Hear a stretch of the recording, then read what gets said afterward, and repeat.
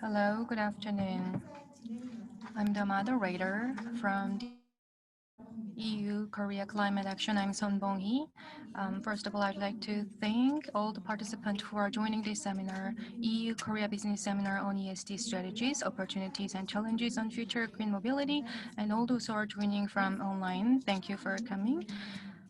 Today's seminar has been organized by the European Chamber of Commerce in Korea and the Climate Action EU Korea, and it's also sponsored by KBCSD and the EU delegation to the Republic of Korea. Today we are talking about the strategies and visions for the mobility.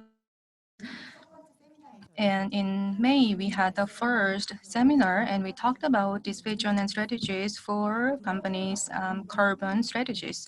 And today's seminar will talk about this green mobility and the policy directions of Korea and EU and industrial directions. And we'll talk about the Korean companies and EU companies' visions and future strategies. Before we start, I'd like to share with you a few housekeeping rules of the participants. If you have any questions or comments, you can post your comments or questions on the Zoom chat box, and we will share that with the panelists. And for today's seminar, we will have the simultaneous interpretation between English and Korean. So at the bottom of the screen, you may see the globe button and click and select the language you want. And the presentations are available on the link that you may see from the chat box, and the Korean and English versions are available. And last, recording video will be posted on the EU Korea Climate Action official website, so please visit. And before we start, there is one thing that we really wanted to celebrate. This year marks the 10th anniversary of the Korea-EU Free Trade Agreement. And to celebrate the 10th anniversary, the ECCK and the EU delegation to Korea have prepared the video. Let's watch the video, please.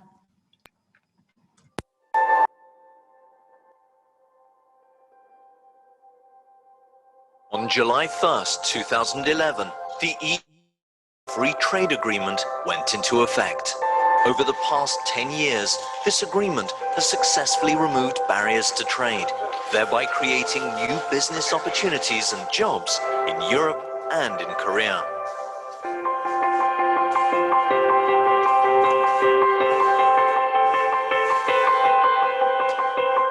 Trade data underline the significant positive effects. Trade in goods between the EU and Korea increased by 46% over this period. Statistics on trade in services reveal a similar upward trend.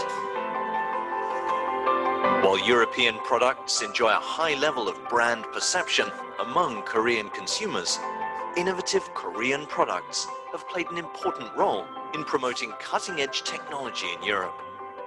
The stable and predictable legal framework empowered SMEs to venture into new markets and to build new supply chain partnerships. Besides dismantling tariff and non-tariff barriers, the agreement reinforces the protection of intellectual property, a decisive factor in today's rapidly accelerating knowledge economy. Finally, the Free Trade Agreement has ensured the respect of international environmental and labor standards.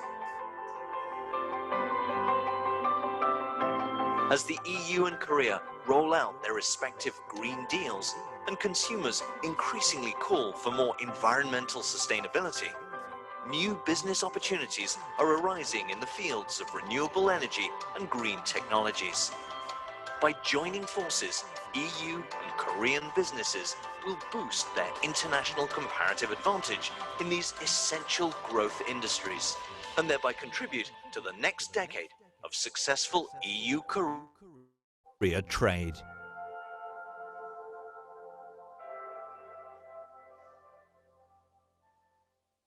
네, 영상 잘 봤습니다. 이번 세미나도 Thank you for the video. And this seminar is an opportunity to seek the cooperation between the Korea and EU companies. And we look forward to more opportunities for cooperation. And we're going to launch or start this seminar. First, we will hear the welcoming and opening remarks from the organizers. First, we are going to invite Deputy Head John Bogas from EU delegation to ROK. Because of other schedule, he sent the video clips.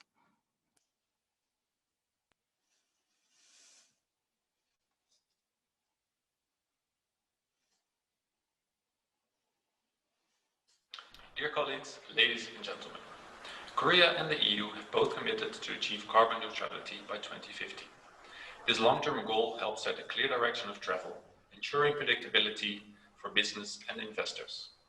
A lot of effort by all parts of society is now required to turn this ambition into reality. The Korean and European Green Deals, with their massive financial commitments, will help leverage investments in green mobility. For example, the European Green Deal seeks to reduce transport-related greenhouse gas emissions by 90% before 2050. Meeting this ambitious target will require a fundamental transformation. In the EU, priority measures will include increasing the uptake of zero-emission vehicles, making sustainable alternative solutions available to the public and businesses, supporting digitalization and automation, as well as improving connectivity and access. The transport sector is crucial for our green transition. In Europe, transport represents almost a quarter of all greenhouse gas emissions, and it is the main cause of air pollution in cities. Within the transport sector, road transport is by far the biggest emitter, accounting for more than 70% of all emissions from transport. Despite its importance, the transport sector has not yet seen the same gradual decline in emissions as other sectors. Ultimately, the private sector, including the important automotive sector, will play a vital role in the transformation that will turn our shared climate commitments and ambitions into reality. I am fully convinced that this transformation will also be necessary and beneficial from a business point of view. It just makes sense economically. This year marks the 10th anniversary of the EU-Korea Free Trade Agreement. Over the past 10 years, the Free Trade Agreement has played an important role in facilitating bilateral trade and investment. The annual trade in goods increased by over 46%. As you will hear shortly in the video we produced to mark the 10th anniversary of the FTA, the automotive sector has been a key beneficiary of this agreement. The further implementation of this agreement can also contribute to strengthened environmental and social corporate governance. As climate change is a strategic priority for the European Union and a major part of the EU delegation's work, we are very happy to support the second EU-Korea Business Seminar aimed at achieving green mobility through the EU-Korea Climate Action Project. We look very much forward to continue working closely with the business community to promote green mobility by creating new sustainable business opportunities in Korea as well as Europe. I wish you all a very productive meeting. Thank you very much. 네, 감사합니다. Thank you very much. Thank you for the great remarks, Deputy Head of the EU delegation. Next, we will invite the President Christoph Haider from the European Chamber of Commerce in Korea for the congratulatory remarks. President Haider is now joining online, please. Dear ladies and gentlemen, good afternoon, and also from my side, a warm welcome to the EU-Korea Business Seminar on ESG Strategies, Opportunities and Challenges of Future Green Mobility. I'm Christoph Haider, President of the European Chamber of Commerce in Korea. And I think that today's event is held in a very timely manner. The ECCK last week, in cooperation with KCCI, the Korean Chamber of Commerce and Industry, we had an online conference, a virtual business conference on ESG. Since February, we are actually running a webinar series with global executive board members on SDGs. And today we will learn about mobility, to be more precise about future sustainable and green mobility. The race for carbon neutrality has been kicked off. In fact, there are already 2 countries who have achieved carbon neutrality. Country number 1 is Bhutan. Country number 2 is Suriname. Sweden and 5 other countries have actually included its carbon neutrality target into their law. And 5 other countries, including Korea and the EU as a whole, have proposed legislation in the works. The inclusion of the climate neutrality targets into law is, from my point of view, the right thing to do. You have to remember that the Kyoto Protocol was signed 1997, so 24 years ago. And I don't want to dispute that no progress has been made, but I think that we all agree that the progress made was not enough, was not sufficient. And the inclusion of the carbon neutrality target into law will help not only to ensure consistency in case of changed governments, changed presidents and the like, but also to make it more transparent towards the public what governments has achieved. So what matters now is what also matters in business actually. We need to deliver. Countries, companies and individuals, we all need to have our own personal balance scorecard on carbon neutrality. And our efforts must cover all areas, including mobility. And although mobility accounts only for 60%, according to my source data, of global carbon emission, it is an area where we need to and for sure will progress through technical innovation and new mobility concepts. In the EU, CO2 emissions have been reduced by 28% when comparing 2019 to 1990. The biggest contributor in those CO2 savings was public electricity and heat production, followed by manufacturing, industries and construction. Road transportation instead, we saw an increase. This is not to blame, but to encourage governments, companies and people to do the right thing.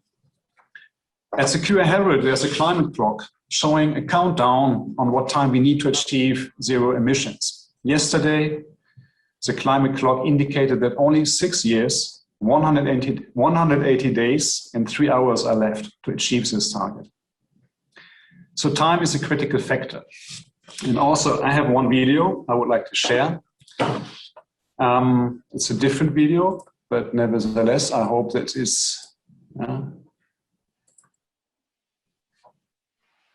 So this video, what I will share is about running. It's about 10,000 meters run. It's a world championship in 1995. 10,000 meters is a very long race requiring stamina, focus and concentration, such as what we need now with the race for climate neutrality. So please focus on, there's one runner, Haile Gerassis from Ethiopia, and I would like to focus on this person. So I'm now sharing. So I hope that everybody could watch the video. So I don't know, let's say, who is the runner from on your side, but so just imagine after 9,800 meters, so this runner, Haile Gerassis, he was running the last 200 meters in 24 seconds.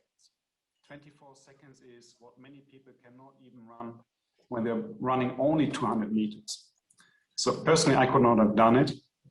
And I'm also pretty sure that as a society, we cannot have a similar finish close to 2030 to accelerate our efforts on achieving climate neutrality.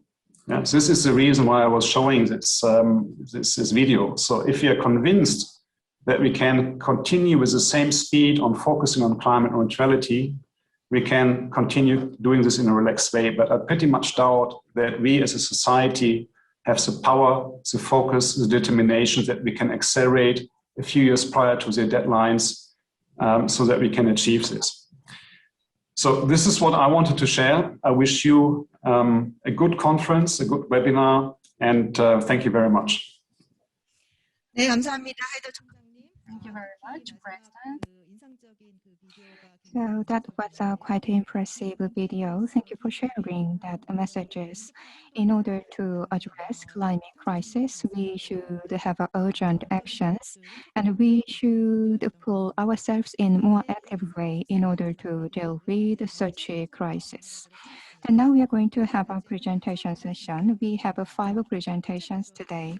For the first presentation, we are going to invite Mr. Young-wook, Deputy Director of Air Quality Future Strategy Division of the Korean Ministry of Environment. He's going to share ideas about policies and strategies to expand green mobility in Korea. He's based in Sejong City, so he is on Zoom. Let's invite him. So let me begin. So please do share my presentation material. Hello, ladies and gentlemen. I'm Young-wook. I'm from Air Quality Future Strategy Division of the Korea Ministry of Environment. So it is my great honor to participate in this EU-Korea business seminar on ESG strategies. I'd like to extend my gratitude to organizers. Today, I'd like to share some ideas about policies and strategies to expand green mobilities in Korea. Now, the hydrogen vehicles and electric vehicles, in order to expand the number of those vehicles, Korean government implemented various strategies, and last year, new kind of strategies and plans were coined. So let me take off my face mask in order to deliver my voice clearly. Can you hear me well now? 네, 잘 들립니다. So we can hear you well. So let me continue. So last year, the Green New Deal was introduced. So let me share some the information about that. So please go to the next page. This is agenda of my presentation. Let's go to the next page. 다시 들립니다. We can hear your voice. 이어폰 마이크를 좀 가까이 So please stick to your microphone so that we can hear your voice better. How about this? Can you hear me better? So that is better. Okay.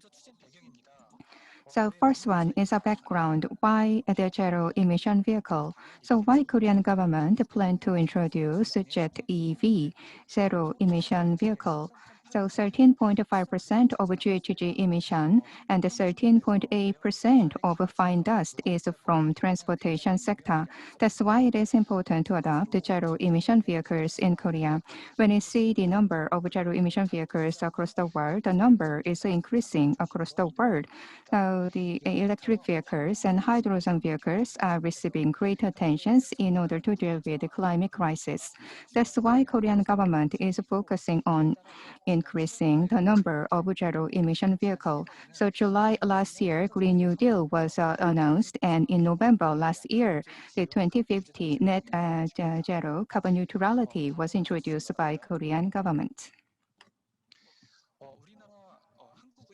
So these are the number of zero emission vehicles in Korea. Starting from 2011, Korea provided subsidies in order to disseminate the number of the electric vehicles. And when it comes to 2020, the electric vehicle showed great increase indeed. So in the year 2019, that was the number of electric vehicle was about 35,000, but that increased to 46,000. On the right side, you can see the number of hydrogen vehicle. So in the year 2019, the number was 41,000, but in the year 2020, 58,000 number is recorded. So Korea has a cumulative number of 1 million for the first time in the world. So like this, I introduce the background of introducing zero emission vehicles. So let me shift the agenda and talk about the strategies. So Korean government has the strategies in order to have a zero emission vehicle, and the Korean government set a target for the electric vehicles and hydrogen vehicle. As you see at the bottom, in the year 2022 and 2025 and 2030, we have given targets for electric vehicles and hydrogen vehicles. And currently we have about 190,000 vehicles, but by the year 2022, the number will increase 500,000, and the number will increase for 1.3 million in the year 2025, and the number will increase further in the 2030, and about 1/3 of the new cars in the year 2030 will be electric vehicle and hydrogen vehicle. That is a target of the Korean governments. And according to the false environmental plans, in the year 2030 and further, about 80% of the vehicles, new vehicles, will be electric vehicles and hydrogen vehicles. That is a long-term plan. And now I'd like to introduce implementation strategies. Korean government have three different strategies. First one is convenience. In order to resolve inconvenience of charging electric vehicles, more stations will be provided, and also the Korean government will increase the installation of hydrogen hydrogen fueling stations. Second strategy is about affordabilities, and the third is the expansion of supplies. So based on these three different strategies, Korean government is implementing more plans and actions in order to increase zero-emission vehicles. More detailed information will be explained on the following pages. First one is about the convenience. So the people in Korea, actually they are reluctant to purchase electric vehicles because they have inconvenience of charging electric vehicles. So Korean government is making effort in order to increase electric vehicle chargers. So on the left side, you can see the installation of electric vehicle chargers. So currently, there are two different types of chargers. When it comes to the standard, we have about 59,000 chargers. And as for the fast the chargers, the number is about 12,000. But the number will increase further. So when it comes to the standard, by the year 2025, the number will increase to the 500,000.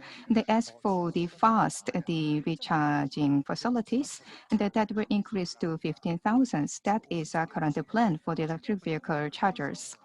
And also on the right side, and you can see more information, the mandatory measures will be introduced in order to increase in the number of electric vehicle charging the stations.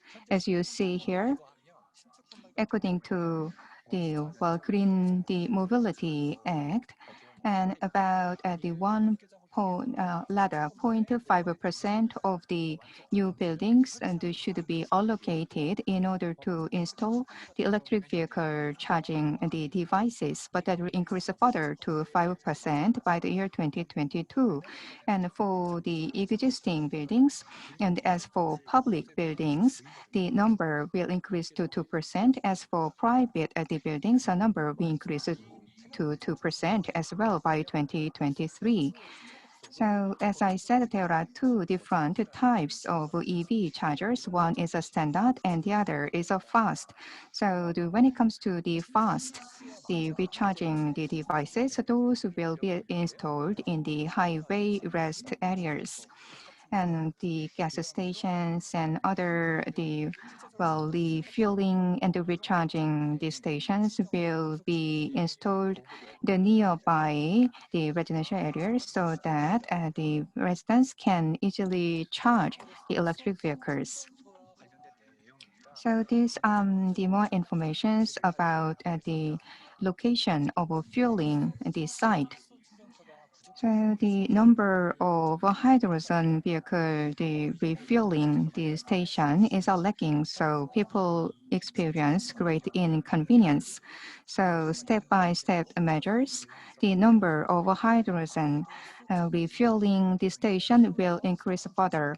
The Seoul and the metropolitan area, the greater Seoul area has a high number of hydrogen vehicles, so the more number of refueling stations will be installed in the greater Seoul the area, and also that will be expanded to other main cities. So in the future, about 450 these stations will be additionally installed. And it is important to identify the candidate site. And I believe other countries also have greater concerns about that because of the safety issues. When we build the refueling and the stations in the nearby residential areas, there are great concerns about the safety, and people raise a voice against that. So it is necessary to identify the candidate site. Based on the close collaborations with the oil and the gas companies, and by having MOU memorandum of understanding, we can secure more candidate site to establish the refueling stations. The next one is about the regulations. And quite a complicated approval process should be gone through in order to establish refueling station. So we are going to improve the permission system, and also the regulation will be taking place in order to enhance the number of the refueling station. So the regulations and improvement of a permission system will be implemented.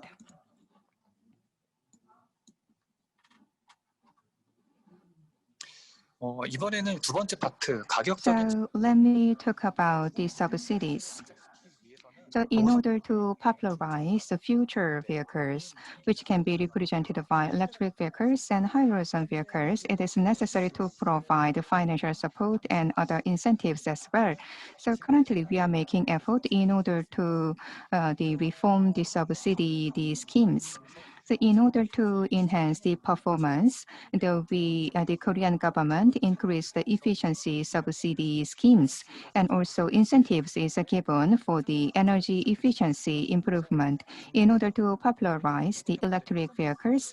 And also we provided subsidies, mainly for the middle, the price range vehicles, limiting subsidies for high price vehicles.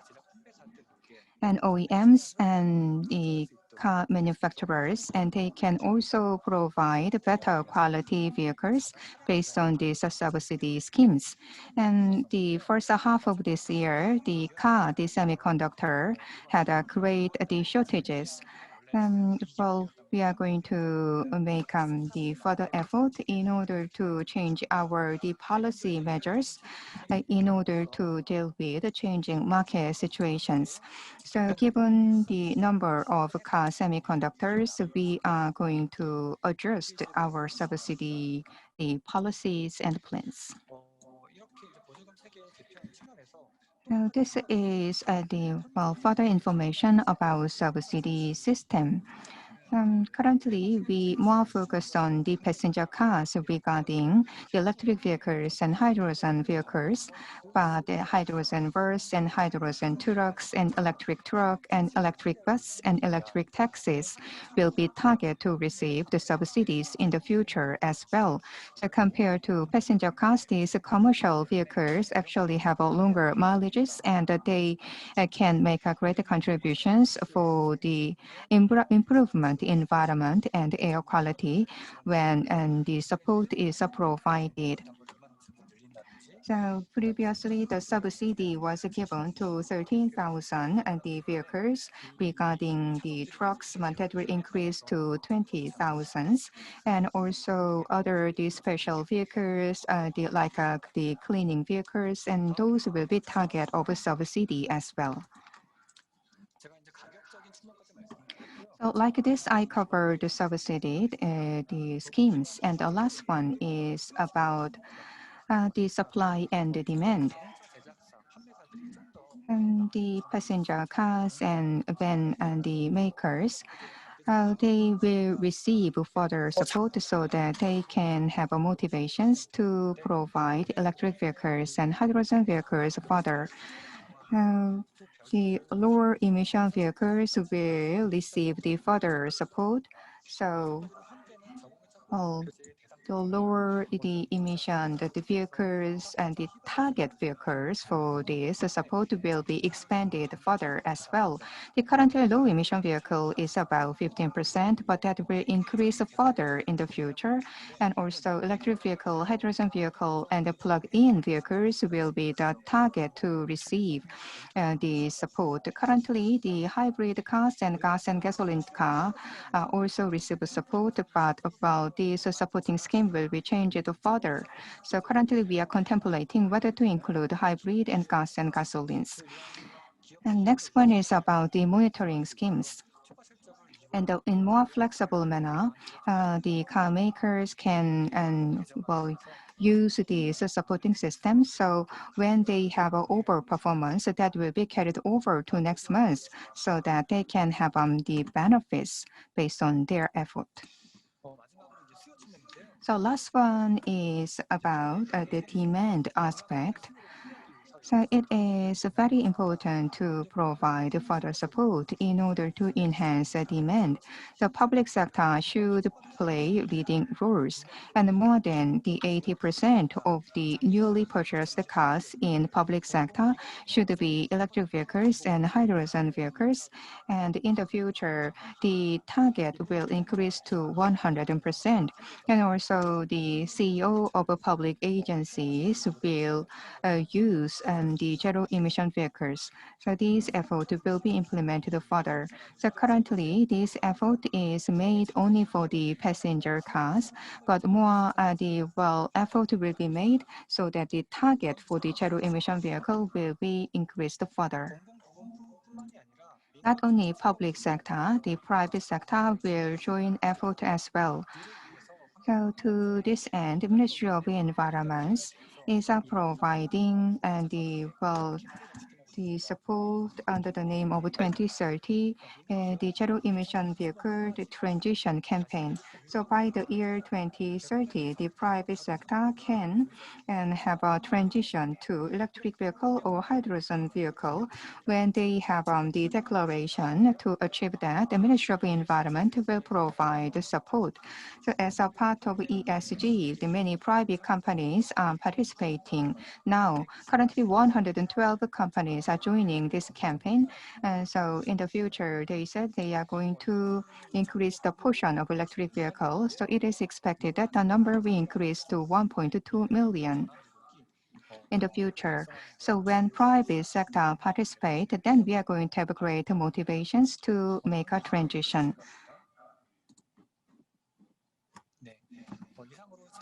So this is all about my presentation. So I introduce three different and the strategies and the plans that is currently implemented by Ministry of Environment, the Ministry of Land and Transport, and other relevant ministry also provide great support in order to provide financial support to OEMs and other the car makers. In my presentation, and my talk is limited to the policies from Ministry of Environment. Thank you for listening. 네, 감사합니다, 상임관님. Thank you. We just heard from Mr. Young-wook that by the year 2030, and the portion of zero emission vehicle will increase by 33.3%. And he introduced three different strategies. The number of refueling stations will increase further, and also subsidy and incentives will increase further in order to provide financial support. And also public sectors and private sectors will participate, and mandatory purchasing scheme has been introduced as well. Now we will move to the second presentation, which will be delivered by Saki, Gerassis, Davite Policy and Data Officer on sustainable and smart mobility strategy in the EU. He's now in charge of the policy and data officer from the European Commission. Now he is joining us from Brussels. Are you ready? Then please, it's your time. Yes, hello everyone. Thank you. My name is Saki Gerassis. I'm Policy and Data Officer at the European Commission. I'm very glad to be here today with you. It's a great pleasure to participate in this EU-Korea business seminar on ESG strategies. The objective today for me here is to talk to you, to let you know, for those who are not aware, of the new sustainable and smart mobility strategy that the European Commission put in place last December 2020. So to start off and to give you a bit of the policy context of the state of play of our European legislation, as you may know, in 2018, in December, with the introduction of the von der Leyen Commission, our key instrument, the main policy that was introduced was the so-called European Green Deal, that says the big ambition of the European Union and that defines the path towards climate neutrality in 2050. And it says, of course, a wide and comprehensive set of upcoming policy actions across the different sectors. But in particularly for mobility and transport, it was the strategy that, as I was saying now at the beginning, released last December on sustainable and smart mobility strategy that operationalizes the execution of achieving this climate reduction in 2050. So as part of this strategy that I will explain in the coming minutes briefly, but more in detail, it basically contains a set of very ambitious policy measures and actions to achieve our objective of climate neutrality, mobility and transport. in particularly related to the decarbonization of road transport and related to mobility. One of the key and very important policy legislations is the Alternative Policy Infrastructure Directive that we are currently revising, and one of the members in charge of the revision of this key instrument that basically it will define a set of more binding targets to ensure the rollout of charging and refueling infrastructure in Europe. At this moment we have about 250,000 recharging points, of which around 30,000 are fast charging points. So as we will see before, our strategy defines a very ambitious target. So this key policy will ensure us to achieve this objective. Also from a business perspective, with this new directive that will be released the 14th of July, so next week. That's why we are very busy right now finalizing this set of policy instruments that will be released. We will release also a strategic rollout plan that it will bring also certainty to the business and to ensure that industry has a path on how to ensure the rollout of this infrastructure in Europe.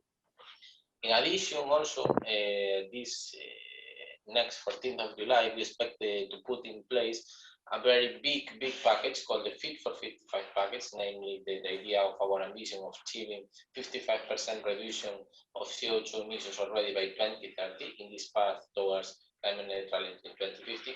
So you can expect a whole revision of very important legislative packages, including the CO2 standards for cancer bans, also a new renewable energy directive, energy taxation, effort sharing regulation, the TEN-T regulation, and several other instruments that together with the Alternative Force Infrastructure Directive, it will allow us to define this first path towards 2030 and the overall vision towards 2050.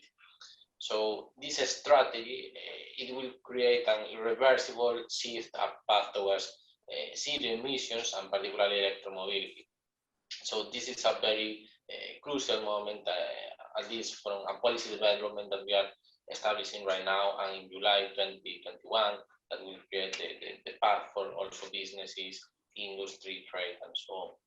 So as part of the strategy, and to give you a bit more quantitative measurements, what key elements is inside, as I was saying, our objective is climate neutrality in 2050, that effectively is achieving about 90% emission reduction.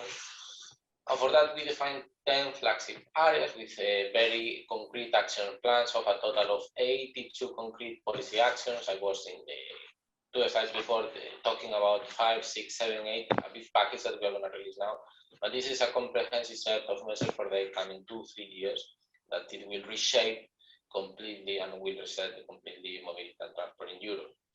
And this strategy, I also invite you also to read it and to check it in the European Commission domain. It was accompanied by a comprehensive staff working document that supports also analytically all this strategy and justifies each setup and introduction. Now, also going a bit more granular and talking to you also about the specific targets that we have. So we foresee, particularly by 2030, that at least 30 million zero-emission cars, namely electric cars and also possibly hydrogen cars, will be in the European roads, accompanied by 80,000 zero-emission trucks. So this is the main and foremost objective for 2030, that it will be supported by 3 million publicly accessible charging and refueling points, of which 1 million we want to have them in 2025. So as I think that some of the speakers before was mentioning, this is also an incremental approach, and it reproduces kind of exponential curve. So we are still at the very early stages. As I said before, in 2021 we have about 250,000 recharging stations in Europe, but in 2030 we are to have 3 million. So many of you may wonder how we are going to achieve that. Well, we are going to put in place all the economic and social incentives and industry incentives to achieve that. But of course, this shows exponential progression. So the more close we are to 2030, the faster it will be the acceleration to achieve that. And of course, to complement other modes of transport, to have this holistic view of mobility and transport, also we need to ensure zero emissions also for waterborne, namely maritime and inland navigation transport, and also for air transport.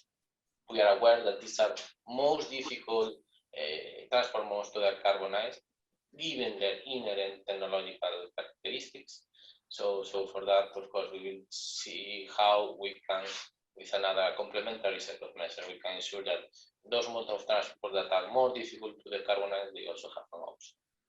And also, just to conclude, towards 2050, of course, nearly all, as I said, cars, vans, buses, highways, all we need to be zero emission. And also very important for us is we need to be very well accompanied by what we call the multimodal concept, which all the different transport modes are very well embedded and integrated with the concept of urban mobility and urban nodes, and together with the European corridors, and this allow us, as I said before, to operationalize this sustainable and smart transport strategy with high-speed connectivity, including trains and so on.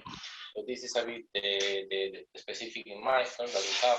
As I said before, the key word here is this is a reversible shift to zero emission. There is no point of return. Have a clear ambition and direction to make all transport modes more sustainable, more smart, more cyber secure, more resilient. And of course, this is also shaping in the concept of multimodality to bring all transport modes together with a correct integration in the cities, in the urban nodes, in the less densely populated areas. And of course, for that, we need to put the right incentives, as I was saying before, in three pillars, in terms of legislation, in terms of economic incentive, and also in terms of social incentive, by which users and people, of course, make a sense and find, of course, comfortable to use these options. And I don't want to overwhelm you too much, but as for policy options, as I said, this package is very, very ambitious, the one we're going to release the 14th of July, but also the next couple of years, very relevant policy measures. As I said, the main objective for us is the alternative fuels infrastructure directive, that it will ensure the rollout of recharging stations that are digitally connected, that allow to send information in real time by what users can easily identify in which station they can charge, with what connector, with price transparency, and also allowing e-roaming functionalities and so on. So we want to set the path for that. But of course, we need also a set of other complementary legislation, and very important, the concept that in Europe we have, that is the concept of the alliances. So, for example, one of the most important, already set back in 2017, was the European Battery Alliance, that it's allowing Europe to increase the manufacturing capacity for batteries, not just electric vehicles, that of course is gonna constitute the main market demand for battery production, but of course also for another transport modes and another industrial domains. However, let me remark also the importance of Europe, perhaps in contrast with other geographical areas, that our strong compromise with sustainable development of batteries with no carbon footprint, or minimize the carbon footprint, and that is clearly displayed. So we want that the batteries placed in Europe that, of course, fit electric vehicles are sustainable, because at the end, if we are putting into electric vehicles batteries that are not sustainable, we are not really or coherently achieving decarbonization. So we strongly believe that we need a holistic approach that is coherent from the beginning to the end. So this is also important. The same for hydrogen, and as I was talking a bit before, for other modes of transport like waterborne or air transport, that inherently have more difficulties to be decarbonized, because, as you know, the time to market for electric plane, it's somehow still a bit far, at least for commercial airplanes. So we need to ensure that there are other options. So for that, we are also setting up a low carbon and renewable fuel alliance that allow us also to support the development of electrofuels and other type of alternative fuels that could help us to achieve this transition until there are zero emission technologies with the technological readiness that is adequate to support this final market implementation. So this is also the whole view of core policy actions. And just to conclude, I don't want to be very heavy today, but the final concept is the European Union wants to be, of course, at the forefront of this transition, or even revolution, depending how you want to consider it. And in essence, it wants to be situated as the connectivity, the digital hub, also by its geographical position, and ensuring that there is an undistorted international competition. We want fair competition, we endorse trade, and we want for that, with these policy measures, of course, to set and create an open market, a competitive market, and that deepen on transport relationships, that foster the economy development and support the enlargement process also of other member states, and the enforcement of bilateral relations with any other country and any other region. So all this to promote our climate ambition, our climate neutrality, that as with many other countries, we are in the same page. So this is our goal, our position, and our strategy. So this is everything in sessions. I thank you very much for your attention. I'm very happy to participate here with you today. Thank you. 네, 감사합니다. 말씀 잘 들었습니다. Thank you very much for your presentation. Sustainable and resilient and ability, so that by 2050 you can have like a 9% reduction of the emissions from the transport sector, and you've been working on the laws and regulations and with the policies, and by pursuing these policies you are now wanting to shift in a reversal manner to this green and mobility. Now, third presentation will be given by Min Ali, Secretary General from Korea Electric Vehicle Association, on the current status and technologies of green mobility in Korea and policy recommendations for business. Please. Hello, good afternoon. I am Lee Min-ha, Secretary General of the Korea Electric Vehicle Association. First of all, I'd like to congratulate on the 10th anniversary of the Korea-EU FTA, and thank you for inviting me to present here. As the moderator just mentioned, my topic is the current status and technologies of the green mobility in Korea and policy recommendations for business. First, as Mr. Cho from the Ministry of the Environment has mentioned, so I will skip some parts, what's been a little covered from his presentation. So my presentation has like a 48 slides. So if I don't make it quick, then I don't think I can make it within 15 minutes.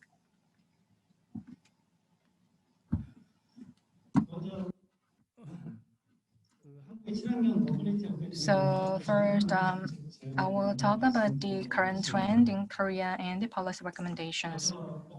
This is the content. I will first talk about the environment regulations on cars, as was presented before. To have a widespread adoption of the EVs, first, we need to think about the regulations, and that will be the first part.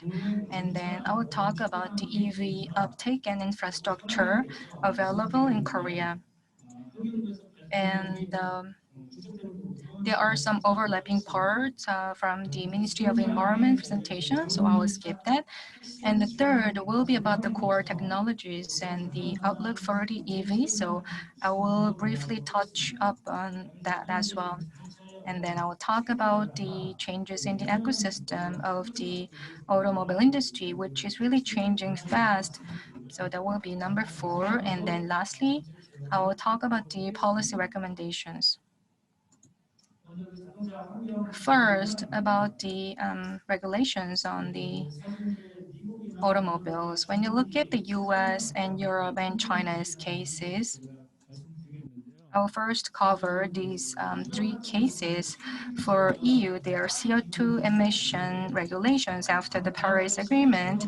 Each country has been working hard to comply with the regulations, and by 2020, per kilometer, 95 gram is their threshold, and to hit that level, the EU countries are working hard, and the US as well. They are having this fuel economy standards.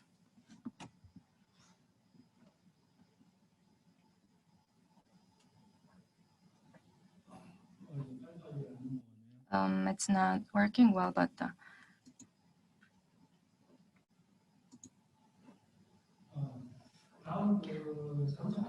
and And about the regulations, I will talk about the greenhouse gas and fuel economy. In terms of the environmental regulations for automobiles, there are a variety of regulations implemented on the greenhouse gas and fuel economies in the different countries, and Korea also has them. About the fuel economy, the US has declared they will deregulate on the fuel economy, but the other countries are continuing to enhance them. And of the regulations, I will talk about the type of different regulations.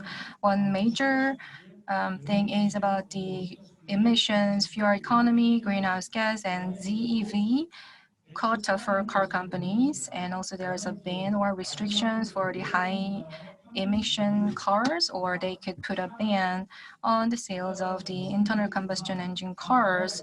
And I will talk more about this. And the EU countries are now working on from 2025 by 2030, they will remove all these internal combustion cars from the market. Now I'll talk about the uptake of the EV and their infrastructure. As Mr. Zhou just covered in his presentation, by 2022, the government target is 433,000, and by 2025, 1.13 million is their target of the EV cars on the market. And the government has been announcing different roadmaps, although they have not been fully implemented. Last year, in 2020, they slightly increased their target, and to fulfill these commitments, many different ministries are working hard. And I will skip this slide. In terms of spreading the EV uptake, what are the options and what are more effective? When you look at the slide, bans of diesel or petrol cars were found to be most effective in terms of the ease of enforcement and affordability of the government and consistency with the other policies. And there are some considerations for the policies.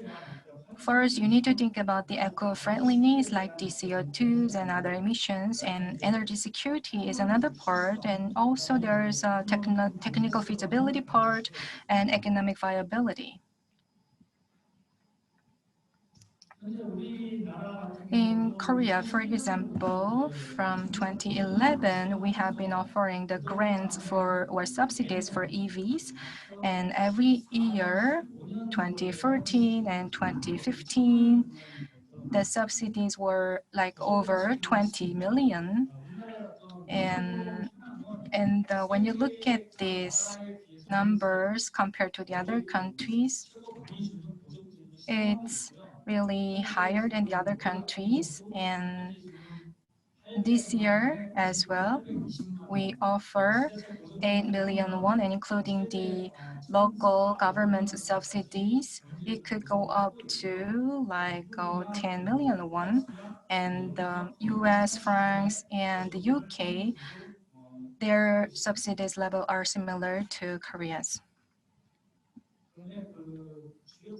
And this is the green mobility policies of major countries. And as I mentioned, Korea is trying to increase the EVs by 2022 to 430,000 and 1.13 million by 2025.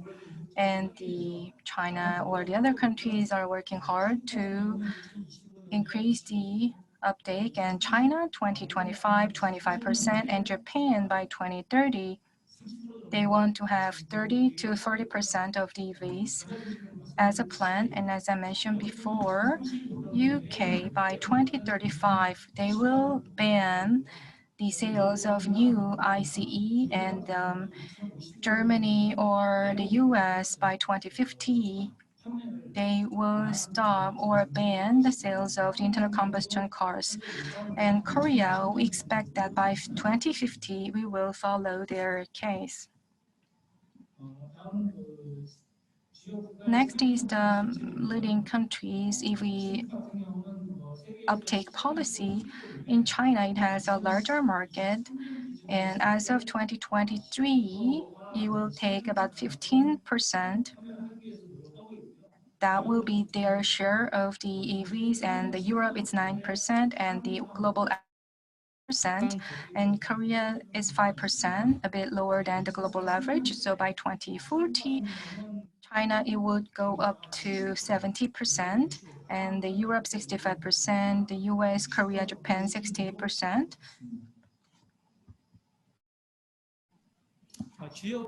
And the next slide is about the major countries' EV charging infrastructure. In Korea, the EV charging infrastructure, compared to the other countries in the world, we have very strong infrastructure. However, the perception by consumers is not that good. They don't agree to that. Well, it's about the publicly accessible fast chargers. We have enough infrastructure, but for private slow chargers, Korea's conditions for like residential buildings, for example, like the apartments or multiple households housing model, then it is not easy to have these many or enough private slow chargers. So moving forward, we also need to think about these slow chargers for the private use. And in China, by 2025, they want to build 5 million chargers or the infrastructure. And Korea, it's now like only 1% in terms of the publicly accessible fast chargers, but as of now, it's a bit higher than the 1%. And similar slide, so I will skip this one. Infrastructure, the key part is that the service providers need to be engaged. So far, the government had the lead, and they have provided the fast chargers publicly accessible, but the private service providers and the power generation companies and the car manufacturers will be also part of the infrastructure development. This is the Korea's EV charging infrastructure plan from 2011, as you can see in the slide. By 2025, it will be we will have like 30,000 more chargers, slow chargers. And next is the EV charging infrastructure in Korea. Most of the infrastructure is concentrated in the Greater Seoul area, and depending on the facility, for example, the public organizations and parking facilities and the rest areas are where most of this charging infrastructure is located. And next is the current status of the infrastructure for the past 5 years. According to the Korea Environment Corporation, their data of around 470,000 chargers, the average was like a 10.52, and it goes up to 16.93 in 2017. It's because the battery capacity was like 25 to 30 watt before, but now it's around 60 to 70 or even 100 in terms of the capacity, so they can charge more. This slide shows the daily charging volume and frequency per fast charger in Jeju, they have the highest share of the EV uptake. So the number of the charging is the highest in Jeju. And as I mentioned before, this is by the facility and the volume and the frequency of the charging. And the rest area is where people use a lot to charge, and tourism facilities or destinations are at the bottom. And when you look at the scale of the charging infrastructure, in Korea, the EV share per fast charger, we have a lower number of the EV per fast charger. So we can say that we have a good enough infrastructure compared to the other countries. And by fuel type, you can also compare the charging facilities in Korea. We have around more than 10,000 chargers for the petrol and the diesel, and we compare that how many EV chargers we need. So I will move quick because we are running out of time. Moving forward, the charging infrastructure will continue to evolve.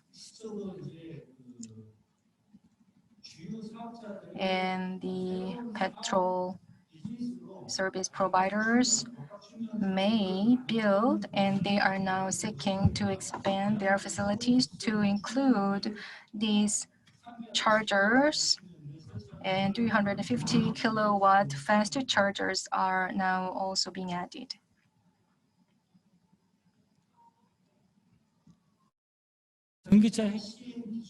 I will talk about the core technologies and development outlook for the EV, and I will make it quick.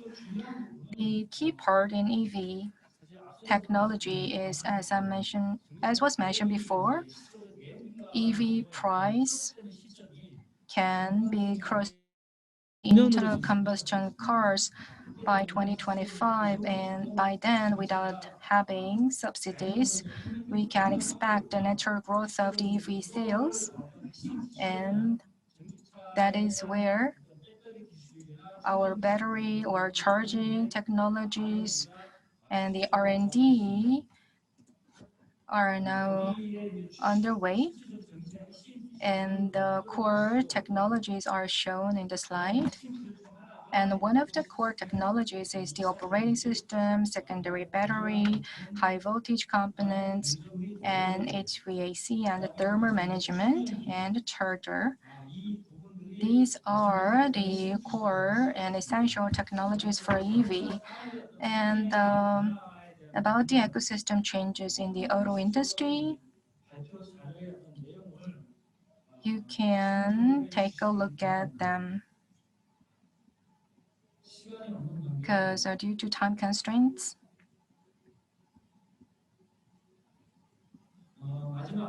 I will jump to the policy recommendations on how we can grow the mobility industry. There are many regulations that we need to work on. So far, the government has removed many regulatory obstacles, and what I wanted to highlight today is that EV sales is going up, but we are having enough human resources development. So we need to develop the resources to lead the market. And the battery recycling business is available, but for EV, remanufacturing is not in place. Internal combustion cars can be recycled or remanufactured, but we don't have that or the legal grounds for the EVs. So that's what we need to put in place. And the EV subsidies are going down. So we need to offer more incentives, and there are changes in the industry ecosystem, and we need to support the SMEs.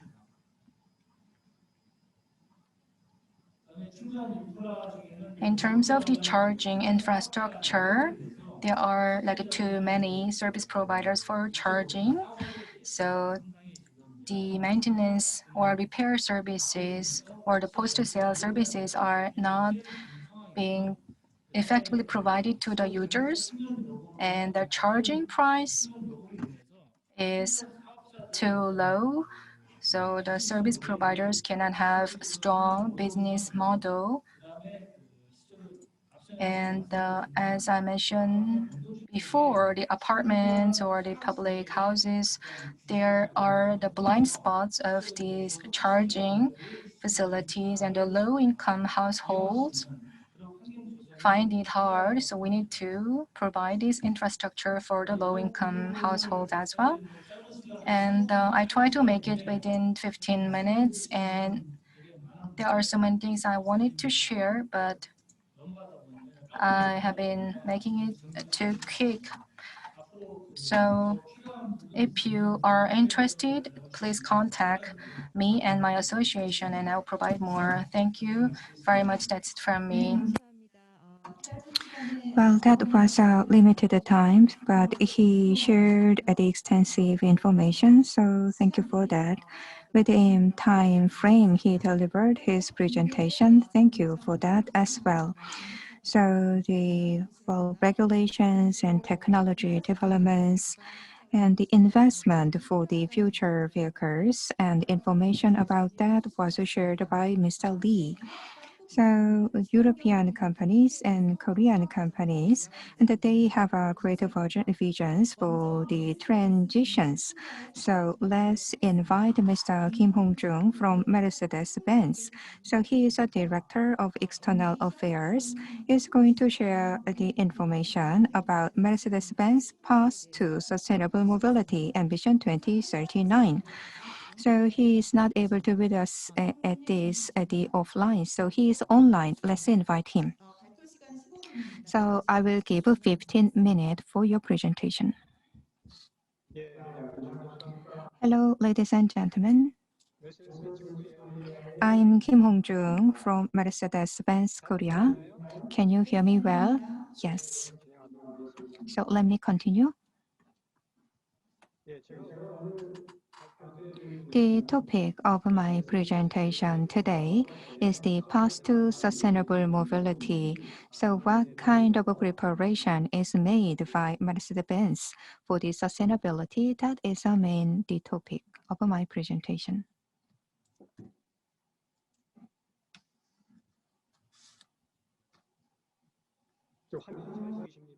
Can you see my material?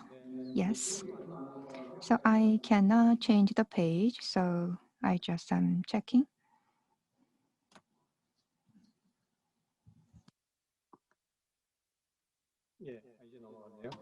So I can make the changes now. Sorry for that. First, I'd like to share Mercedes-Benz strategies. So as you see here, there are 6 different strategies, the 6 main axes for these strategies. So first one is about the leadership about software and hardware. And our business strategy is the focus on sustainability. That is our guiding principle. So under the umbrella of sustainability, and we are developing our core strategies. Then, what is the sustainable business strategies? So we have a holistic approaches in order to implement sustainable business strategies. Here there are 6 different aspects. One of what is most important thing is about the climate, the protections, and air quality, the conservations. and also the resource preservation and livable cities and traffic safety, and the data responsibility and the human rights. Those are also included in the scope of sustainable business strategies. So the Mercedes-Benz want to implement all these strategies feasibly. So the partners and employees of Mercedes-Benz want to practice such strategies. So this is the ambition 2039. So by the year 2039, Mercedes-Benz want to achieve net zero. So carbon neutrality will be achieved by the year. So in the year 2022, Mercedes-Benz will have a carbon neutral production that will be achieved in the plants globally. And by the year 2030, more than 50% of the sales will be from electric vehicles. And by the year 2039, carbon neutrality will be achieved. Not only Mercedes-Benz, but also supply chains of our company will follow this ambition. So this is the current the targets and objectives, and we can shorten this time according to the developments. So in order to achieve the carbon neutral production, by the year 2022, the CO2 neutral production in our own Mercedes-Benz and van plant around the world and will have the targets. And from 2022, the carbon neutral production will be made in our European Daimler trucks and buses plant. So by the year 2039, we are going to achieve the net zero. So this is the conceptual approaches. The number of e-vehicle will increase further, then production should increase accordingly. Then the amount of resources will inevitably increase. But we are going to promote circular economy in order to reduce the virgin resources. So by reducing resource consumptions, we want to achieve decoupling resource consumption from growth. So this is a life cycle of batteries. So lithium and mangan and cobalt and those will be used in order to produce the batteries that will be used on the electric vehicles. So after the use, the life cycle, that will be used as energy storages. So in Germany, there are about 7 such storage facilities. And once that is used up, then recycling will be done. And also the necessary and the key resources and materials will be extracted and that will be used again. And this is a circular economy, the closed loop. And by the year 2030, the energy consumption will be reduced in the passenger cars by 43%. And when it comes to the water consumptions, passenger cars will reduce that amount by 33%. And wasteful disposal will increase by 43% in passenger cars. And the proportion of secondary raw materials will increase to 40% in passenger cars. And this is a Mercedes-Benz target until 2030. Then in more detail, in car productions, how it can be achieved. So in order to have a CO2 neutrality by the year 22, so we intended to offer several electric the model variants, and that will be explained further in the later part of my presentation. And by the year 2025, we plan to have an all-electric vehicle account for up to 25% of unit sales. And by 2030, our goal is to have a plug-in hybrid or all-electric vehicles account for more than 50% of our car sales. And by the 2039, we want to achieve net zero. So in order to have the electrifications, and we have the following plans. So electric first is kind of our slogan to implement our strategies. So we have a more flexible architectures. So this the architecture can be used for the electric vehicle and also for the combustion the engines as well. So EVA and EQA. Well, those currently being sold or will be dissolved. And for the EQS, and we are currently receiving the booking for the vehicles. And also the full-size vehicles and the heavy-duty vehicles, and also equipped with these platforms. And at the end of this year, hydrogen vehicle will be introduced as well. And further information will be shared in the later part of my presentation. And there is another platform called MMA that is under development. MMA is for the compact cars and mid-size electric cars. And also we have a plans to develop electric vehicle platforms down the road. The EQS has been just launched, and by the end of this year, EQS will be sold in the Korean market. EQS has about 40 different innovations. And I believe this will be game changer to change the electric vehicle markets. So you can see the major figures and the numbers. So when it comes to the air, the resistance, which is aerodynamics, and that is about 0.2, which is the best number in the world.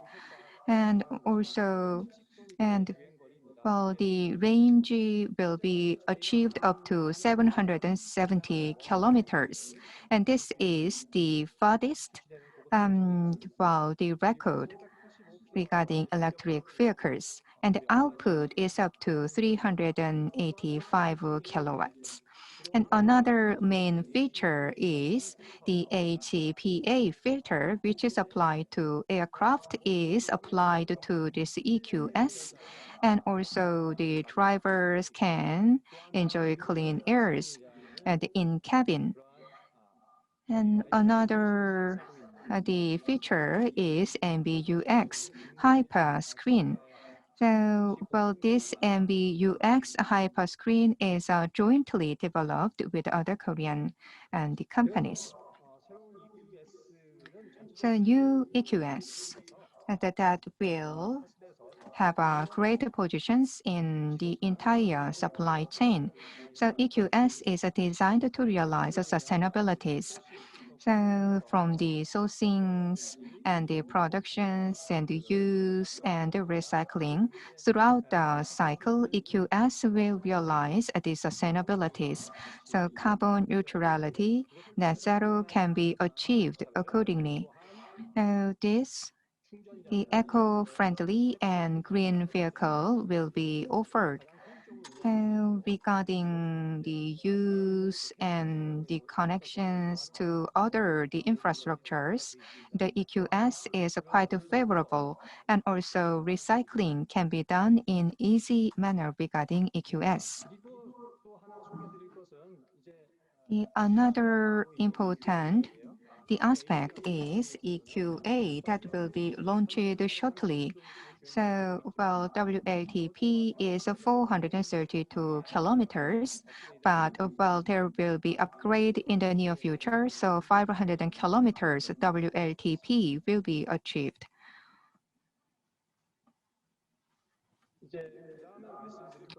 Next one is about EQXX project.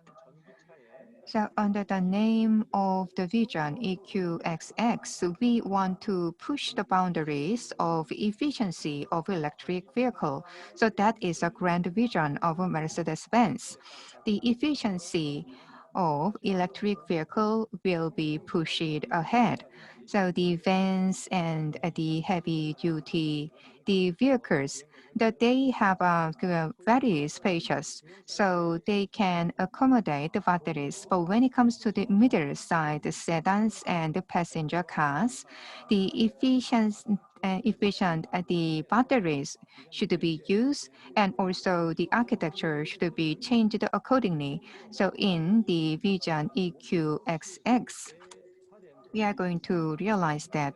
So the Formula One, those sports cars have such a architecture. So we are going to borrow such a architecture in order to realize the vision on Vision EQXX. So this the operation system of electric vehicle. So MBOS can be compared to operating system of our computers. So MBOS will be the key feature in the future electric vehicle. So MBOS is the internally develops rather than use third-party the technologies. So softwares and hardwares that are embedded in the vehicle is quite the complex, and each vendors the different and they use different system, but under MBOS those will be integrated. So in the future, Mercedes-Benz will integrate the software and hardware in MBOS, and in very effective way, electric vehicle can be operated in the future. So technology innovation in order to achieve that. And we have the auto van and the innovation platforms. So together with the startups, we are developing such technologies and adopt those technology, advanced technology on vehicle. That effort was initiated in Germany, and together with SME, the ministry, and other related organizations, and we are implementing such an effort. And there are three main topics under this the effort. First one is digitalization, second is a future car, third is a sustainability. We are looking for startups that will realize such visions. So this is not only for the use of Mercedes-Benz. This is the open platforms. So Hyundai Motors and also is as a member of a startup Autovan. Based on the collaborations with other the OEMs, we are making effort to develop future technologies. And also in very prompt manner, necessary technologies will be developed, and by having close network with the startups, we also provide support to startups so that they can develop technologies in timely manner. And this is the last slide. In order to develop sustainable the vehicle, we are going to make a continuous effort. The Daimler groups will implement the sustainability strategies under bigger visions. So R&D and the purchasing departments and production departments and all these department and the divisions will come together in order to realize these visions. So board members and COOs of different divisions will participate together, and actually currently participating together in order to realize these strategies. So the GSB, the Group Sustainability Board, is under operation. So by the year 2039, we want to realize net zero. With this, I'd like to wrap up my talks. Thank you. Thank you so much. We just heard from Mr. Kim Hong-jung. So by the year 2039, the Mercedes-Benz want to achieve 100% zero emission vehicle. So net zero will be realized. So the step-by-step the approaches will be made.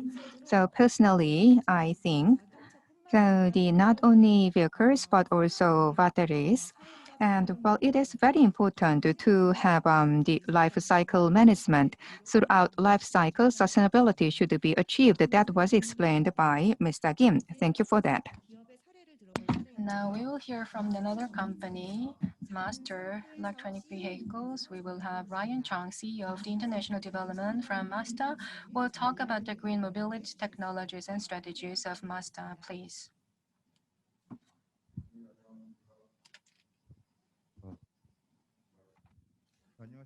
Hello, good afternoon. I'm from Mazda. I'm the Ryan Chang, the CEO of the International Development. First of all, I'd like to thank for inviting me to this EU Korea Business Seminar on ESG strategies, and thank you for attending this seminar.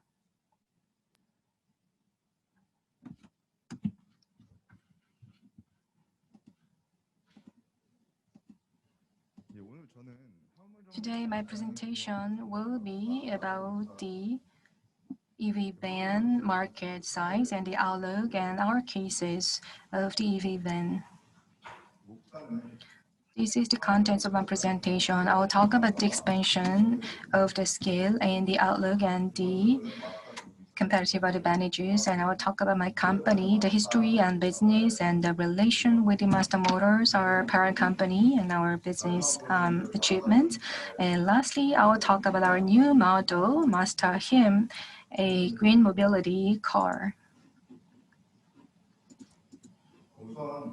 First, in terms of the EV delivery van market is now expanding. Many different governments around the world have been pushing and supporting the EV cars to increase their shares and to cut down the share of the internal combustion cars, engine cars. And as a result, we are seeing the growth in terms of the EV vans. And after this COVID-19 pandemic, the logistics volume is going up, and many logistics companies will buy more EV cars. And with the increase in the labor cost, the small and medium-sized merchants are now having higher demand for the commercial vehicles. And along with this global trend on the EV van market, Mazda decided to enter into the freight EV car market. This is the history of our company. We were founded in 2018 to have a vision of becoming the global top in this commercial EV market. We have these core values of the creative, challenge, and credit in running our business. Mazda EV has a parent company, which is Mazda Automobiles, and since its foundation for the first time in the country, we launched this business of the emergency road service first time in Korea. And for the past 30 years, we have been the main and representative brand of the repairing service for our customers. We are providing this total care service, which include emergency road service, on-the-wheel repairing service, rental car, and imported cars, and the second-hand cars, and the repairs, and also the components and parts and call centers. And we have this Mazda EV business. Mazda EV cars as a part of the total care service. We have this production, parts, and R&D.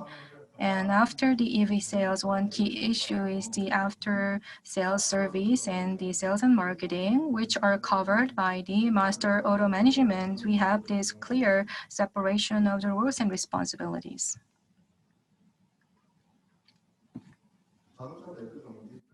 We have this large network of the car repairing and the maintenance service, and we have this largest after-service sales service network of 1,500. And with the 2 repair service, we are providing this special auto maintenance service and general auto maintenance service.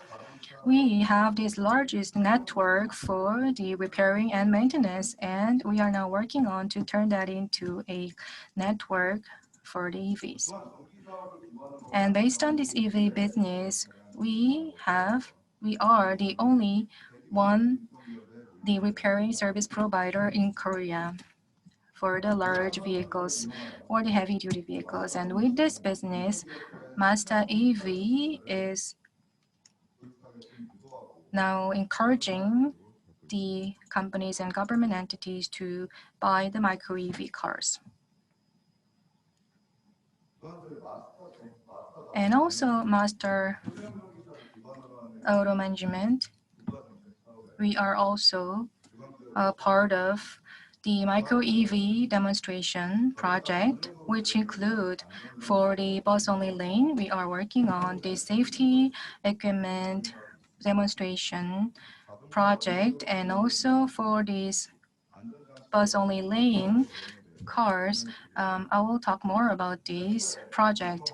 First, with the Ministry of the Land and Transport, they wanted to test the collision and the roadworthiness, and the micro EV was found not eligible to have this automobile-only lanes.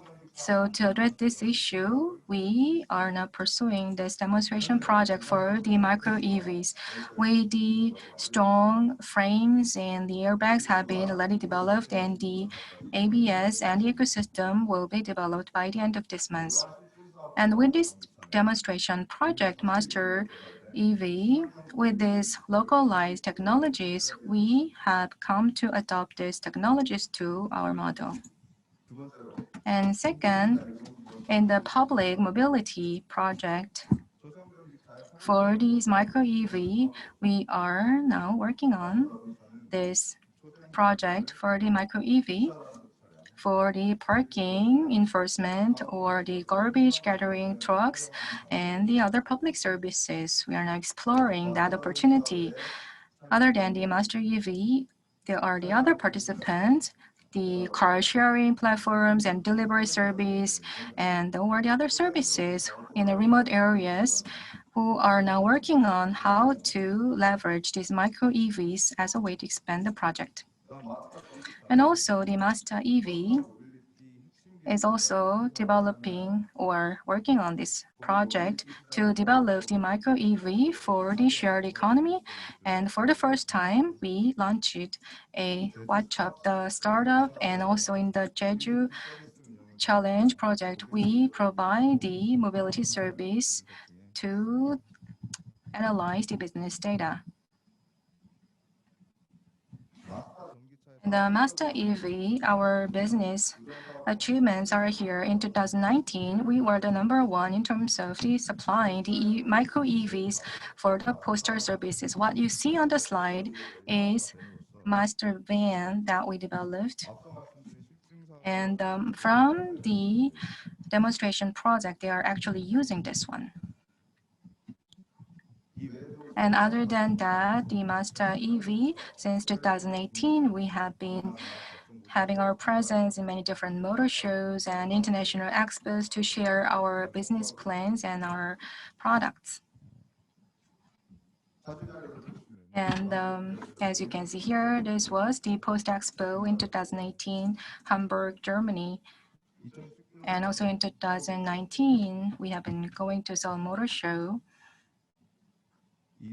and EV Trend Korea in 2019. And International Electric Vehicle Expo. And last one, we've also been to this Korea Police World Expo. And this is my last slide. Let me present you our own micro EV Mazda Him. For the first time in the world, it has both airbag and ABS. It's the micro EV van or truck, and from September this year, we will get pre-orders. And the largest range is like 120 kilometers, and you can have 300 kilograms of the loads. And with this demonstration project, we have this strong and durable frame and airbag and ABS and eco systems are installed, and the Mazda Him is really optimal model for the delivery. Mazda EV will work on the autonomous cars and the freight cars. We have lots of the capabilities, and we are willing to partner with the companies in the EU. And taking this opportunity, Master EV will want to have an opening and opportunity to open a new chapter in this business. Thank you very much. Thank you very much. Thank you for the great presentation. Thank you for keeping your time. And it was about this micro EV and delivery ban, and you have been leading with this technological development. There was a great presentation. And with the COVID-19, the delivery service demand is going up, and it can be used a lot for such delivery services. And moving forward, maybe we can see these EV cars more and more. Thank you for sharing great presentation. So the 5 presentations are now over. Now we're going to have the Q&A and discussion. And if there's anything that you want to clarify, please post your questions on the chat box, and we will hear from the presenters. And for the discussion, all the 5 presenters will be here, and the Q&A will be facilitated by a great expert who have been working hard in this green mobility, Secretary General Sang-seok from Green Transport. So I will hand over the microphone. Please. Hello, ladies and gentlemen. I'm Sang-seok as introduced. So Korea EU FTA is celebrating 10th anniversary this year. So a decade has passed since it was enacted. So I personally, I participate as the civic member as the Korea EU FTA, but we did not have the frequent gathering because of COVID-19. So at the end of May, the Carbon Neutrality Committee was established, and now we are reviewing the carbon neutrality scenarios. So that will be announced shortly. So the transportation sector is important and the areas to make a contributions regarding carbon neutrality. So in the sense, EU-Korea Business Seminar is very timely in that aspect. So we invited 5 speakers to hear about the eco-mobilities and green mobilities. And I believe all of us share the same directions regarding green mobilities. Not only EU, but also Korea, between the companies and also the governments. And the exchanges are further required in order to realize these transitions. So we just heard from 5 speakers, and if you have any questions regarding presentation, then we are going to address those questions first. And the discussions are required among panelists. I'm going to invite the panelists later. So by 5:30, we are going to have a discussion session. I received a few questions, so I'd like to address those questions first. And also, personally, I believe, and well, we want to have a collaborations between Korea and the EU. So to EU side, if you have any questions, and please do raise your question. And from EU side, and if you have any question to Korean side, please do share your question as well. So regarding carbon neutrality, a few plans, the announced, and also we are currently developing scenarios. So if you have any questions regarding carbon neutrality, please do ask questions. We have the personnel from Ministry of Environment as well. So there is a question to Ministry of Environment. There are 2 questions. So Mr. Zhou, please address those 2 questions. So the question is, so the electric bus and the hydrogen bus and those being introduced and transition currently planned. But the hydrogen burst transition is a rather slow. So how things are going on? So that is the first question. So, well, please do explain and the Ministry of Environment's plan regarding that. Another question is about subsidy. So in order to popularize electric vehicle subsidy, that is a very important. But the subsidy can be, well, change it every year, but that gives impact on the sales amount. So what is the plan of Ministry of Environment's budget is limited, subsidy is the different every year. So what is your future plan? And well, in your presentation, you also talk about the enhancement and increase of the refueling stations. So how those plans will be implemented. So let's invite Mr. Cho Young-wook to hear answer to those two questions first. So regarding hydrogen bursts, and well, I'd like to deal with the question. As well aware regarding hydrogen and the vehicles, most of plans are focused on the passenger cars, and currently plans are being developed for the hydrogen bus. So by the end of 2020, hydrogen bus will be well produced. So about 300 million will be provided.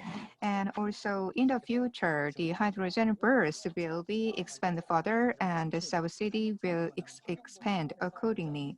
So Ministry of Environment focus on the expansion of the hydrogen burst. Not only hydrogen burst, heavy-duty vehicles will have a transition to the hydrogen vehicle rather than electric vehicle. There is no sound feeding, so please check. We are going to have further plans to this end. And regarding subsidies, as for subsidies provided by Korean governments, there are various options. And just like any other policies and systems, it is important to have stable operation of such measures and policies, but it is also important to have flexibilities to change the policies accordingly, given the market situations.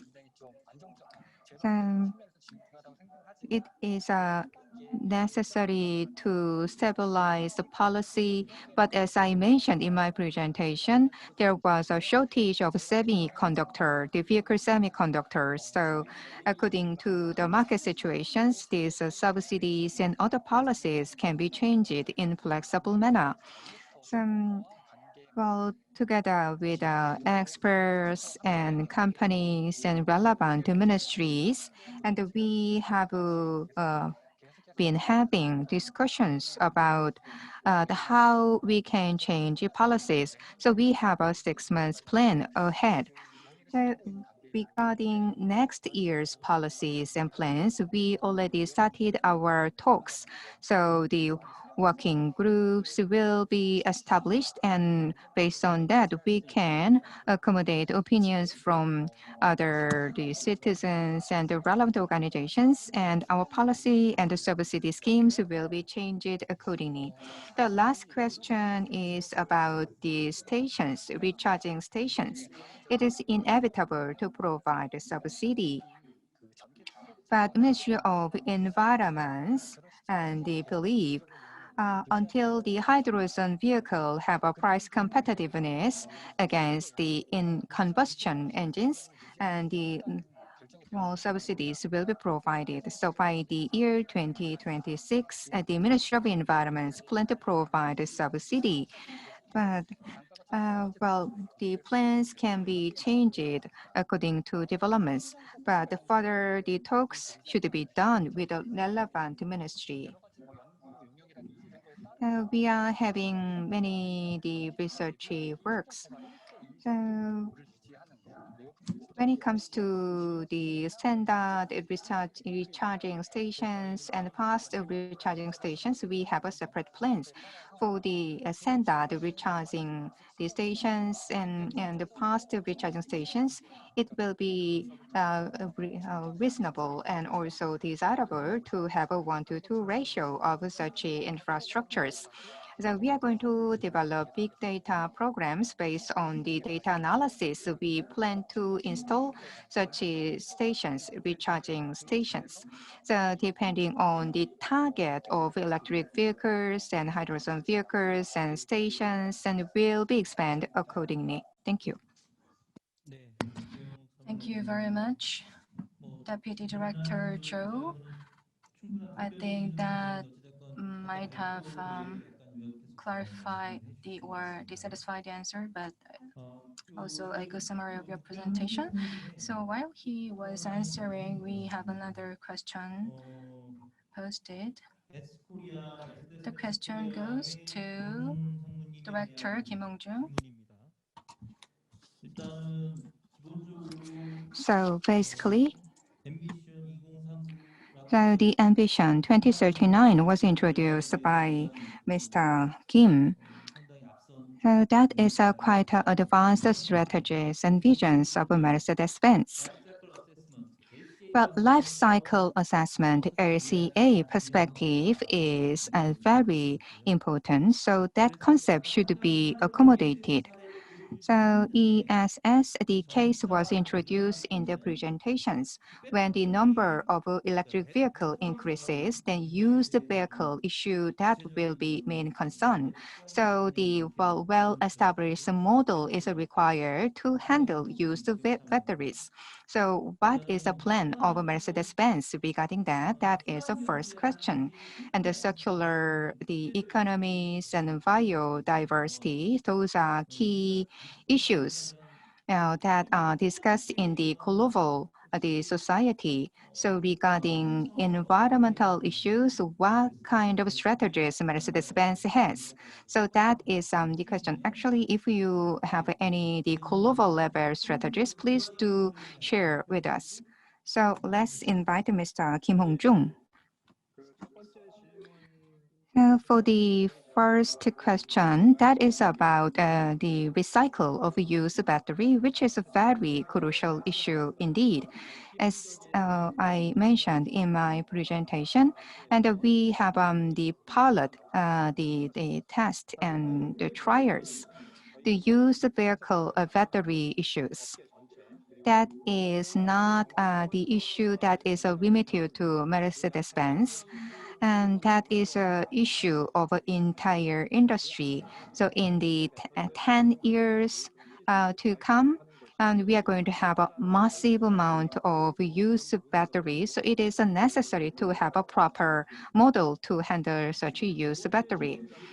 The second question is about the environmental issues.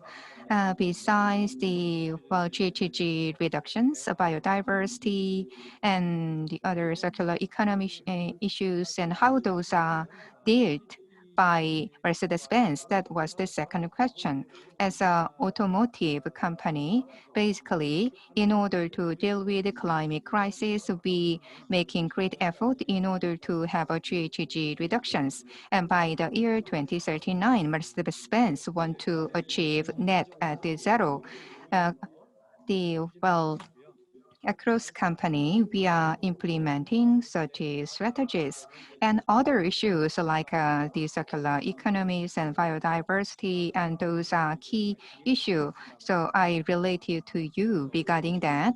But the GHG reduction, that is currently our top priority. And we are doing the various CSR activities. And on the global level, there can be more campaigns and activities which I'm not aware of. So, well, I'd like to share the information according to my knowledge. Thank you. Thank you. Right, as you said, and as you pointed out, EV uptake is going up, and then naturally, there should be waste or the used batteries from EVs, and there are the other waste, and how are we gonna recycle it will be a question that will come up, and it will be different from the recycling of the internal combustion cars. And as far as I know, not just Korea but the other advanced countries are trying to having this test bed for using these used batteries into ESS. So far, the questions were about the Korean cases, and in terms of this mutual cooperation, I'd like to ask a question to EC. Mr. Saki Gerassis, I wanted to answer this question. As I read through your presentation, I could see broad directions, but I want to get more specifics. You talked about this alternative fuel infrastructure directive. It is about the alternative fuel infrastructure. So what are the types of the alternative fuels that you are talking about here? About the electric or hydrogen? Is it only about that, or are there the other things like the gas? Is it something that you consider as a part of the alternative fuels? In Korea, we are also talking about the e-fuel, low emission fuel. So it's like the carbon neutral fuels that we are talking about a lot. So what's your stake on that at the EC level or EU level? And my second question, by 2035, looking at your timeline, first you will work on the passenger cars, like 30 million, zero emission. And for the heavy duty vehicles like trucks, you are thinking about like 80,000.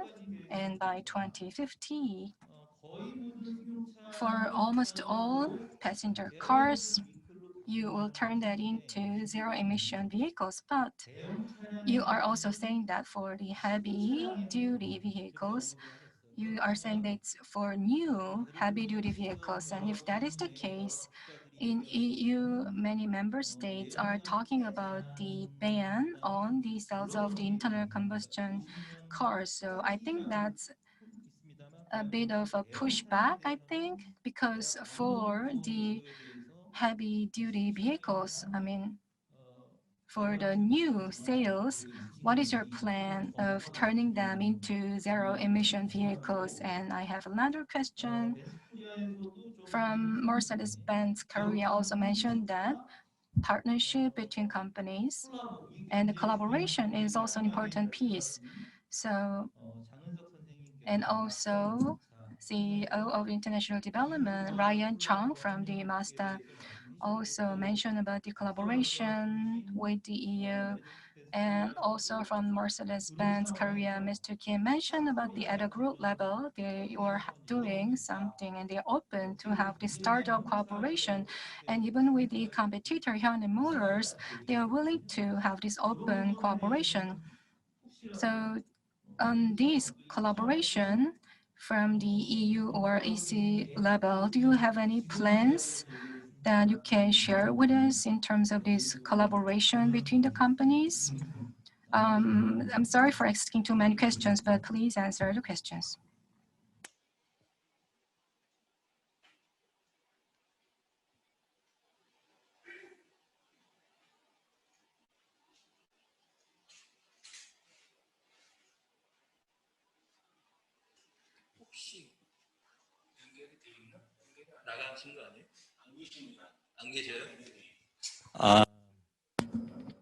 I'm sorry, unfortunately,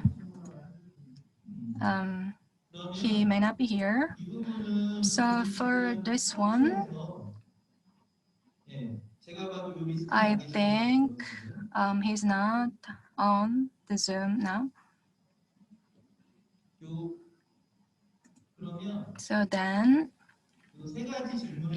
of the three questions, I'd like to ask the organizer to deliver that questions and give us feedback to the participants. If from those who are joining online, are there any participants joining us from European countries? Because on the participant list, I can see Willie, the name Willie. Is he from the EU side? We are not sure on that. Well, then unfortunately, well, the seminar is for the EU-Korea cooperation, so maybe we don't need the interpretation, but anyway. So then, okay.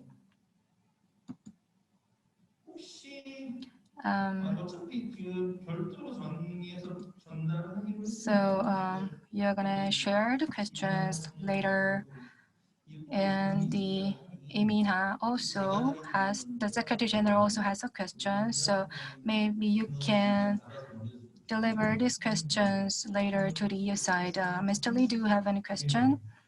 Yes. To the Policy and Data Officer, Mr. Davite, I want to ask a question on the DG move from the EU about the EVs and hydrogen cars, are what you are also pushing for at the same time. And for now, on the EV, you are having more emphasis as far as I know, but for Korea, we have a different situation. EV and hydrogen cars are a two-track policy of the government in terms of the subsidies. So on the EU side, what is your structure of the subsidies on the EVs versus hydrogen cars? And for the hydrogen cars, what plans and directions you are looking for? In Korea, the hydrogen cars, it's for like the mid and the long range heavy duty cars and trucks are what we are exploring. And what is the main area that you are looking into in terms of using the hydrogen cars? And about the infrastructure, you have a plan to have more recharging stations, but in terms of the charging station, it should be easily accessible. So, but it's not easy to have it near the cities. And in EU, about these hydrogen charging stations, what are your regulations and what is your plan?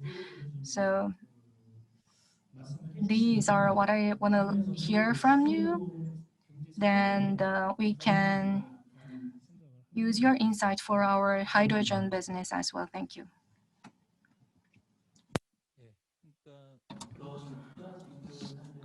So currently in the Korea, there are the variety of policies regarding the disseminations and the charging stations, and many efforts are going on. So are there any the differences between Korea and EU? And that is the question. So we have 2 minutes go to end today's seminar. So because there is no EU side to answer to questions, so we are just deliver questions later. So we have the speakers online and offline. So are there any the comment or questions between the panelists? Earlier there were some the questions directed to Ministry of Environment. So the master, the both side, do you have any the suggestions to Ministry of Environments? Can I make a comment from the Master EV about the micro EV cars, about the certification? We are now taking steps and working with the Ministry of the Environment and the other ministries about the regulations and others. But the Ministry of the Environment about these micro EVs, about the car-only lanes or the other public services, the procurement if we have good enough results from the demonstration project, maybe when we have this green and the micro EVs are moving on the street, what kind of roles can you play in helping us to go for deregulation so that the small and medium-sized companies can join the market and take the business opportunities for the micro EVs? What kind of incentives or can we have, or do you have any advice for us? Well, about that, about like the car only lane is not the jurisdiction or the of the Ministry of the Environment. But Mr. Joe, if you are still here with us, do you have any thoughts on this? I mean, maybe not the EV, but when you look at the micro cars and the light cars in Japan, in increasing the uptake of these cars, they really enhance the adoption of the commercial vehicles. So in some sense, these light duty commercial cars and vehicles, I mean, having that focus can be an important direction moving forward. And in that sense, deregulation was mentioned, although there might be some other obstacles like the urban car is another thing. And in the US, they are not allowing it to run on the autoway.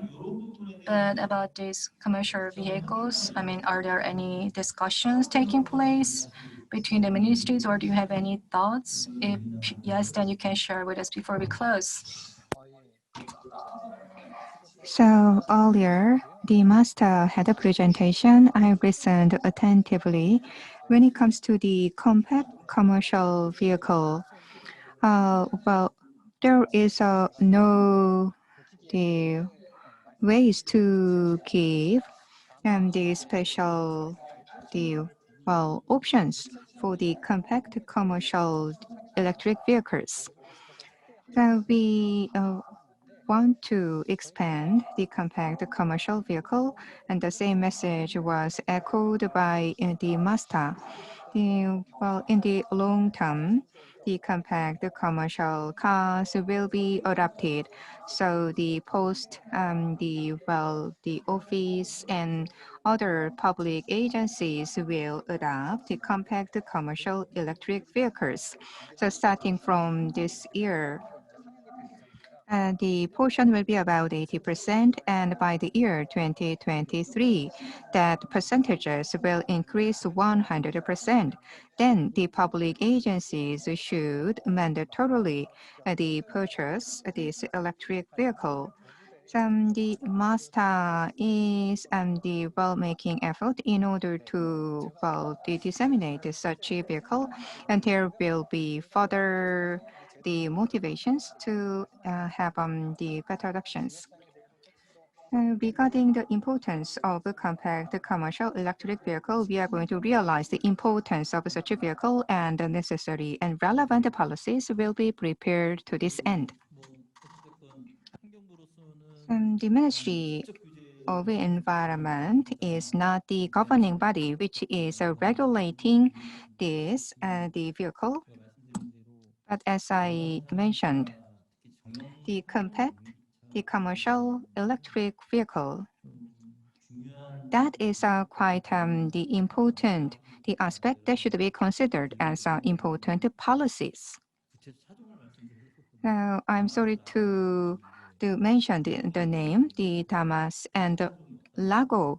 Those will put into the end regarding its productions, but there is no alternatives. So to replace such the compact cars. So, well, it will be necessary to come up with necessary policies in order to implement the policy for compact commercial electric vehicle. So we had 5 the presentations, and as I mentioned earlier, Korea EU FTA is celebrating 10th anniversary of FTA, and well, two sides will make a further effort for the net zero and carbon neutrality. We have a great consensus on how we can achieve this. But anyhow, we have a consensus that we should act now and we should move now. So this is a great the occasions to have the exchange between companies and the governments between two sides. And once again, I'd like to extend my sincere gratitude to every one of you. My special thanks go to online participants. Thank you.